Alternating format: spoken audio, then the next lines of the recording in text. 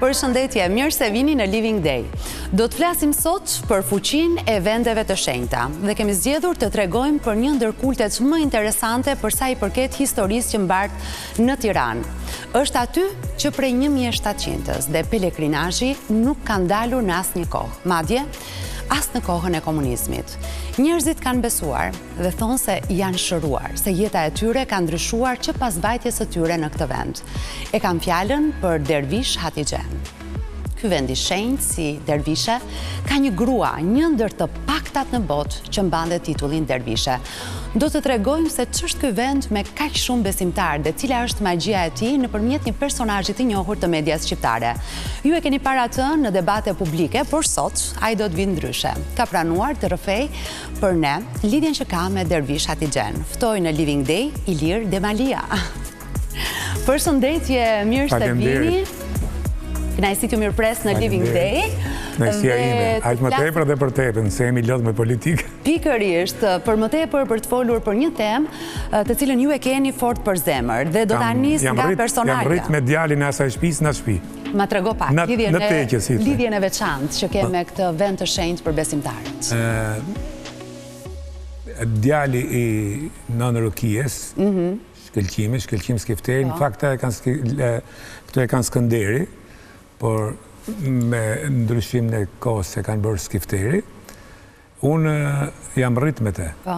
Në atë shtëpi, dhe më thonë, unë kam jetu ke Rruga Durrës, kemi si arsimet aty, por në një lagje dhe u puqem ky fëmijë dhe ky moshën 13 vjeç, bile sa herë mund të kem fletë aty, nuk e di. Dhe kam qenë si pjesë e shtëpisë, si më thua. Të lidhin kujtimet e fëmijërisë. Fëmijërisë, edhe deri në moshën, deri kur jam larguar dhe tash për shembull, kur i kthehesh aty do shkoj patjetër. Do të shkosh patjetër. Dhe si e kujton ti në fëmijërinë tënde? Çfarë dëgjoje ti për atë vend? Domethënë, unë e dija se mamaja ime është tiranëse, 350 vjet në Tiranë.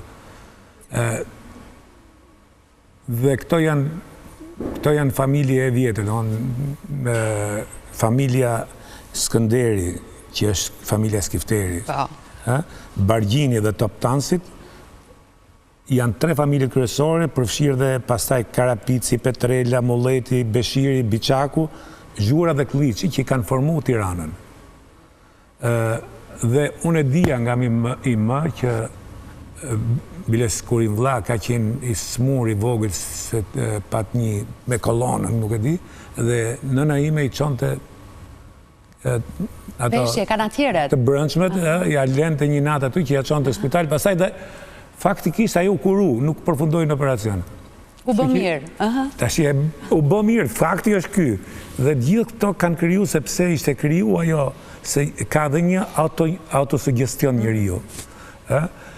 Ishte kriju, domethënë, nga historia e Dervish Hatixhes. Tash për një histori të vogël. Do ta bëjmë historinë patjetër, po si fillim do doja ta mbaja te kujtimet e tua. Pastaj lidhja ime familjare, domethënë, plus unë me çimin me djalin e shtëpisë që tash ai ka ngel që trashëgon gjithë këtë institucion që kujdeset për këtë institucion, se unë e quaj institucion për vete. Ka qenë shumë e fortë dhe unë gjithmonë kam ndjerë një kam ndjerë kur kam pas probleme, jam ndjerë i lehtësuar dhe i mirëpritur në shtëpi. Nëse ke patur probleme, me kë i flisje kur shkoje te shtëpia e shokut? Kur flas me çimin sigurisht, por edhe me Nën Rukijen. Nën Rukia ishte një njeri aq i moderum. Nën Rukia këndon të kanzonetat italiane. Nën Rukia tip të një hapësirë që ta ndije vetëm, domethënë të shprazet, si katolikët që rrëfehen ke prifti, ke Nën Rukia jo rrëfeheshe dhe gjeje qetësinë, gjeje paqen. Ka pas momente të vështira, për shembull që kur i mat Ramburg, si në atë kohë, shumë njerëz largoheshin, unë shkojsha ke teqja, hysha pa tek lifa dhe nuk tha kur njeri që se kanë qenë situatat, aq më tepër që ishte teqje. Ose ka qenë kur është se aty vinte djali Kadrias Biut, dhe ka ardhur një natë përpara, ka ardhur teqe para se ta internonin, domethënë ajo shtëpi ka qenë gjithmonë e hapur për njerëzit në hall dhe për njerëzit në vujtje. Dhe këtë gjë ti e ke jetuar? E kam jetuar, e kam përjetuar, e kam djerë ke njerëzit që vinin, dhe mos harrojmë një gjë që gjatë kohës komunizmit, në teqe vjen në mënyrë ilegale. Si shkonin njerëzit? Si e mbajtën të gjatë besimin në periudhën e komunizmit? E mbajtën gjatë, në 67-ën u prishën gjithë kisha, xhamia, teqe, edhe Zoti e ruajti këtë teqe, sepse kjo është historia e Tiranës, në ato borë është historia e Tiranës. Dhe imagjino si kur t'ishe shëmë dhe ajo dhe t'ishin bo pallat. Dhe këte ne e vujmë shumë, ne kemi shkatëru trashëgimin kulturore, historike në mënyrë permanente si popull. Pra, ishte pjesë e historisë të Tiranës dhe prandaj nuk u shkatërua. Jo, nuk u shkatërua, por që unë theme ruajti Zoti. Ka qenë fuqia e vendit, thoni ju. Sepse pallati ose ku është shkolla, si quhet kjo se i kam marrë tash, shkolla që është ngjit lidhja Prizrenit, mos gaboj, dhe ku është pallati aty ka qenë pjesë e tokës së Dervish Hatixhes, dhe aty kanë qenë varret, dhe varret u prishën. Pra, u rrethua gjithë me ndërtim, por ajo pjesë u rujt dhe Tyrbia. Pra, njerëzit shkonin te ky vend gjatë komunizmit? Patjetër shkonin dhe vinin atje dhe dera si dhe sot rrinte gjithmonë e hapur. Dhe njerëzit vinin, ka qenë një vend i vogël, se tash e kanë rregullu, vinin dhe ndiznin qiri. Në mënyrë të fshehtë. Në mënyrë të fshehtë, por ishte Nonë Rukia, para Nonë Rukijes ka qenë Lakja, do në gjyshja e djalit, vjera e Nonë Rukijes, sepse kështu ka qenë për shkak të mënyrës se u kriju Dervish Hatixheja, gjithmonë trashëgonte nusja e shtëpisë mirëmbajtjen. Kështu ka ndodhur. Dhe ky është një kuriozitet që unë do doja ta bisedoni pak bashk edhe për ta kuptuar. Kanë qenë gjithmonë gratë ato që e kanë drejtuar Dervish Hatixhen dhe ka qenë gruaja e djalit të madh të shtëpisë, të familjes.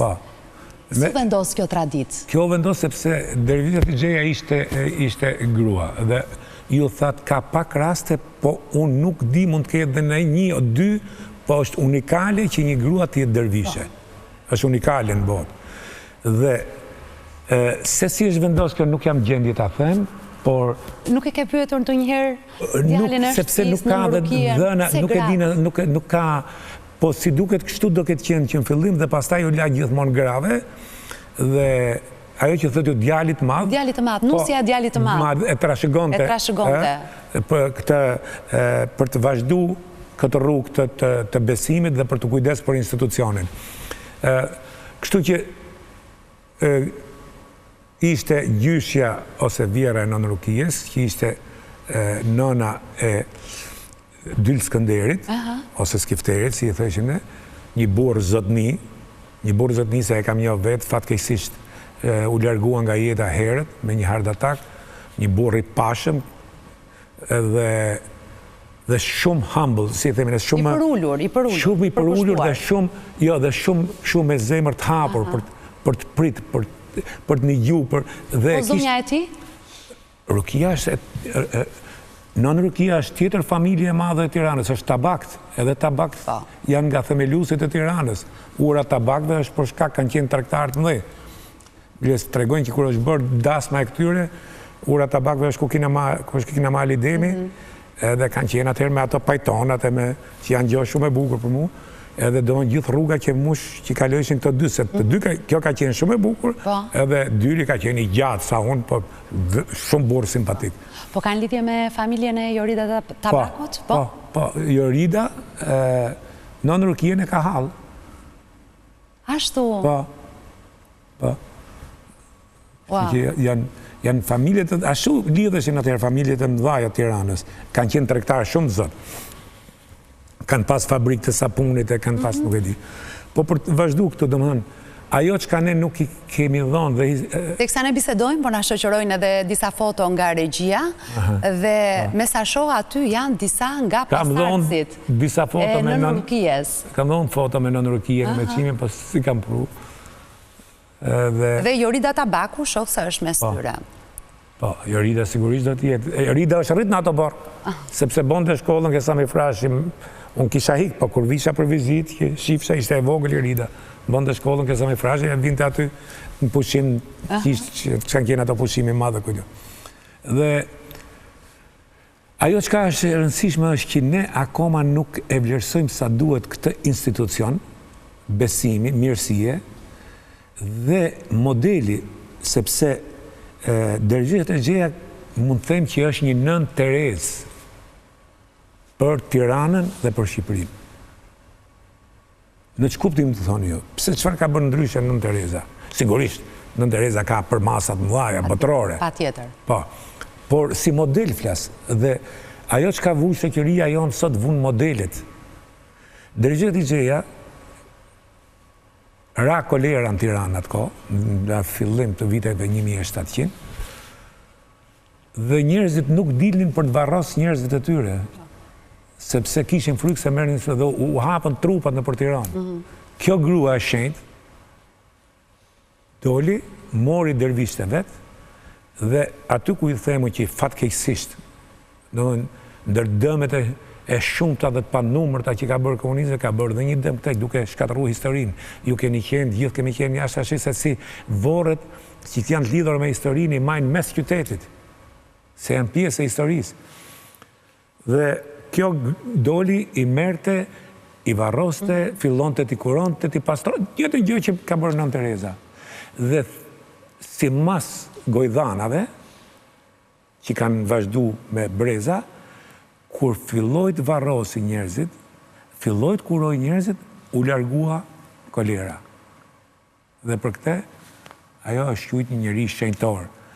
Dhe pastaj, kur u largua nga jeta, ku është shtëpia sot, dhe ku është sot varri, sepse komunizmi e hoqi varrin, dhe e qunë ke varrezat në sharë, në sharë në Shishtufin, edhe atëherë, notën e kadrës që ishin njerëzit dhe ndishin qiri, u mushte me qiri i varri Dervish Hatigjes, dhe në fakt nuk janë largu eshtrat, po u bën një varr atje se kur u largu në eshtrat, dhe prandaj njerëzit vinin në kohë komunizme, vinin aty dhe ndishin qiri. Aty ku është qiri, poshtë. Ku është Teqja. Ne kemi patur mundësinë edhe me kamerën tonë të shkojmë, dhe kemi realizuar një material. Do doja që ta shihnim dhe rikthehemi sërish së bashku në bisedë. Kemi hyrë brenda Teqjes së Dervish Hatigjes. Janë pamje ekskluzive këto që i ndaj me shikuesit tanë në këto momente. Teqja e Dervish Hatigjes ndodhet në një nga lagjet më të vjetra të Tiranës. Ajo është aty prej vitit 1798. Shtëpia e kthyer në Teqe ka 3 dhoma.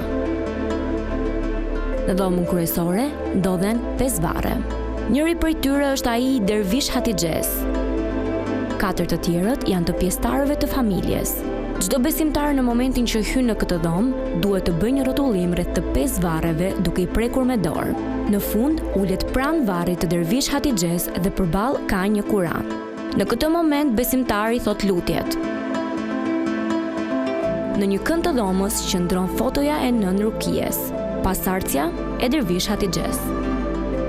Besimtarët pasi luten për të afërmit e tyre, lënë në mur foton e familjarit për të cilin ata po luten. Në dhomën e parë djathtas, besimtarët ndezin qirin. Këtë ritual ata mund ta bëjnë në çdo qoshe të dhomës. Ambienti është ndriçuar vetëm nga drita e qirinjve. Pasi kanë ndezur qirin, besimtarët luten në qetësi. E premtja është dita ku 10 besimtarë vizitojnë shtëpinë e shenjtë. Për Teqen kujdeset një zonjë e cila orienton besimtarët. Teqeja hap dyert e saj në 7 të mëngjesit e deri në mbrëmje. Ishim me kameran tonë brenda shtëpisë së shenjtë, cilat janë disa nga ritualet, nga zakonet. Tash ti që pash këte, po mendoja që ne si popull, pavarësisht se mburremi shumë, ne nuk kemi empati. Pse e thua këtë? E them këtë se si shoqëri jemi shumë e hashpër. Edhe gjatë komunizmit kemi qenë ne ato që se dakord regjimet diktatoriale. Po si unë kam asistuar në gjyqje, që njeriu dënohej me vdekje dhe gjithë bërtiqin në litar. Ka qenë një rast në kombinat, është dërnu një shkelzen doqi, sa që gjykatësi tha, pushone tha se këtu ka qenë viti 85 pa vdek diktatori. Pra, njerëzit në kulturën tonë jemi shumë tashë, nuk kemi empati. Që është empatia? Të hysh se në Shqip është mshirë, për nuk është mshirë. Mshira është poshtrim. Dhe unë këto i kam mësu nga kjo shtëpi. Mshira është poshtrim. Empatia është që të hysh në dhimbjen e tjetrit. Të jetosh me dhimbjen e tjetrit. Ta përjetosh si kur të jetë e jotja. Sepse ka shumë njerëz, ka shumë organizma sot, se du të theksoj këtë, që në Tiranë, s'po përmendim emra, po e din gjithë, që pretendojnë si organizata bamirësie. Bamirësia nuk bëhet me show. Unë e kam mësuar nga kjo shtëpi. Bamirësin, kur duhet ta japi njëra dorë, s'duhet ta shofi dora tjetër, thotë Nën Rukia. Pra, kur jep ti një bamirësi, po ta bësh publike, ti e fyj tjetrin, edhe në një kondicion poshtrimi. Dhe kjo ndodh, dhe faktikisht bëhen dhe emisione televizive, bëhen koncerte duke tregu bamirësi dhe duke tregu njerëzit që i vujnë. Këtë nuk e ka bëu as Dergja Digjeja, as Nën Tereza, as Nën Rukia, as njerë. Pra, ato mirësinë e bëjnë në marrëdhënien me Zotin, kurse ne bamirësinë këtu e kanë marrë mashtruesit. E kuptoj pse e ndjeve të nevojshme ta thuash këtë gjë? Janë mashtrues, po them unë ty, janë skema mashtrimi që shfrytëzojnë dhe marrëdhëniet me shtetin. Kjo është e vërteta. S'po e çojmë atë sot se kemi ardhur për të biseduar. Jemi për të folur për një tjetër temë dhe është diçka për të cilën unë nuk kam informacion dhe nuk do doja që të thoni diçka tjetër që ndoshta thyen edhe punën e dikujt tjetër që nuk është prezent. Na duhet të shkojmë një hapësirë publicitare? Bazë parimeve të shenjta. Këto nuk i them unë. Kështu është, kështu ka bërë Nën Tereza, ta thash, kështu ka bërë Nën Tereza, nuk ka bërë bamirësi dhe jetoj në luks me Versace e me Gucci e duke por jetoj me i palë sandale që i tërhiqte dhe me një fustan. Dhe kishte një krevat si krevat ushtari ku ka fjejt. Pra, ti nuk mund t'i jesh bamirës kur ti jeton një vanitozitet me gjithë familjen dhe këte do t'na hiqës dhe bamirës. Këtë drejtën tate t'jetos si dush, por jetë na shesësh bamirësi. Duke shfryzu paret e bamirësis për të bërë vanitozitet. Shkojmë në publicitet, rikthejmë në pjesën tjetër, sërish në bisedë. Atjetër.